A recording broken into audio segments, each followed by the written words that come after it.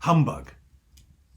Of course, we associate that word with Ebenezer Scrooge. Scrooge's nephew Fred bursts into the counting house and says, "A Merry Christmas, Uncle, God save you," to which Scrooge offers the famous response, "Bah, humbug." When Ebenezer Scrooge declared Christmas to be a humbug, he was saying that it was a fraud, a poor excuse for picking a man's pocket every 25th of December. Poor Scrooge. His love of money had turned him into a squeezing, wrenching, grasping, scraping, clutching, covetous old sinner. Life had become about gaining and retaining wealth. Christmas is the very opposite of this. It is a time of giving. It is a time of valuing human beings over material things. It is a time of celebration, jubilation, joy and festivity. It is not humbug. It is not a sham, a scam or a racket. In fact, Christmas points to a fundamental truth, which Scrooge in his journey of redemption came to discover. It is more blessed to give than to receive. Ultimately, Scrooge finds joy and happiness in the relief of need. His relationships, which had become marred by exploitation and greed, were healed and restored. It's true. Wherever you find love, it feels like Christmas. As a country, as a nation, I believe that we need to undergo the same kind of transformation that rescued and restored Ebenezer Scrooge. Poverty is deepening in the UK. Over the last 20 years, the number of people in what is called very deep poverty has risen by about 40% to 6.5 million people. Food banks across the UK are giving out a food parcel every 13 seconds. As Charles Dickens said in A Christmas Carol, many thousands are in want of common necessaries. Hundreds of thousands are in want of common comforts. And yet there are 177 billionaires in the UK with a combined wealth of £653 billion. There are 2.85 million millionaires. We're not a poor country. Perhaps we just need to learn to share. St. Paul, in writing to the church in Corinth, spoke of the generosity of Jesus Christ, that though he was rich, yet for our sakes he became poor, so that by his poverty we might become rich. He then spoke of equality between the abundance that some people enjoyed and the needs of others. Quoting from the book of Exodus, St. Paul talks of the one who had much not having too much, and the one who had little did not have too little. That kind of equality only comes about through sharing what we have with others, and through our discovery of the truth that it really is more blessed to give than to receive. Ebenezer Scrooge discovered that meanness and selfishness can lead to us seeing kindness as humbug. He too came to learn that we are happier when we look out for one another and when we care for one another.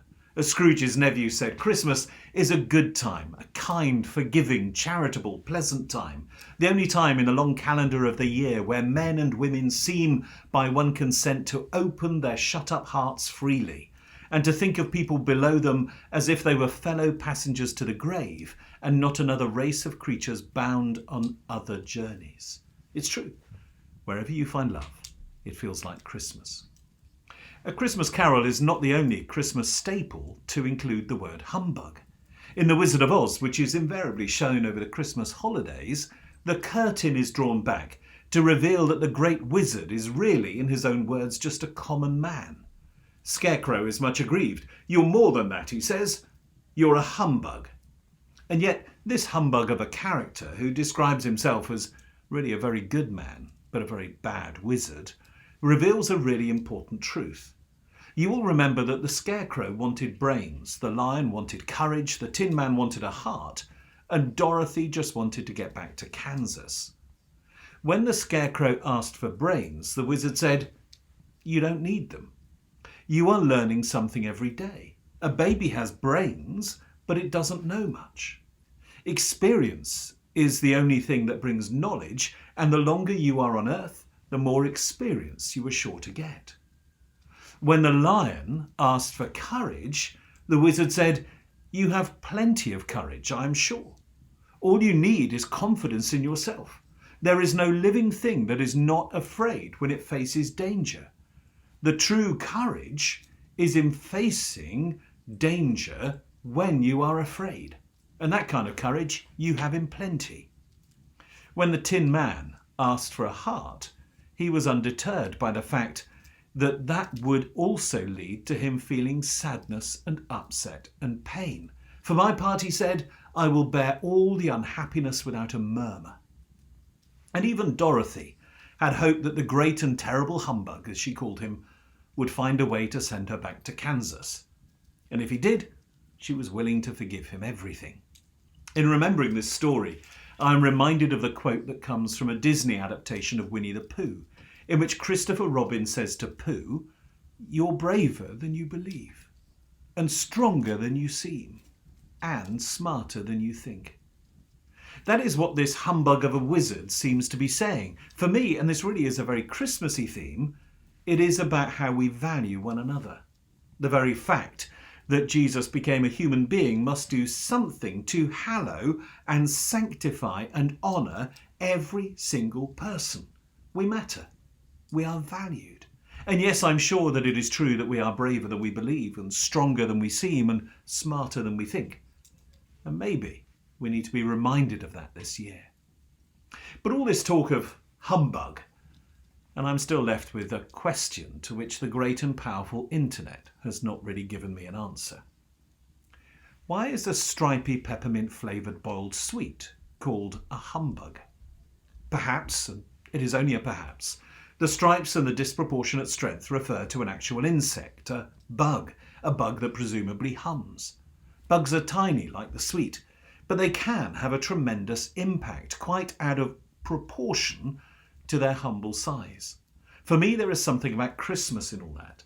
2,000 years ago, in a tiny city whose population was estimated to be around 600 people, in a stable round the back of an inn, a poor couple gave birth to a baby boy. And yet over 2,000 years later, we still mark his birth and celebrate his life. As Dr. James Allen wrote nearly 100 years ago, all the armies that have ever marched, all the navies that have ever sailed, all the parliaments that have ever sat, all the kings that ever reigned, put together, have not affected the life of humankind on earth as powerfully as that one solitary life. It is the birth of Jesus that has inspired so much generosity in our world. It is the life and teachings of Jesus that give us wisdom. It is through the Spirit of Jesus that we discover courage.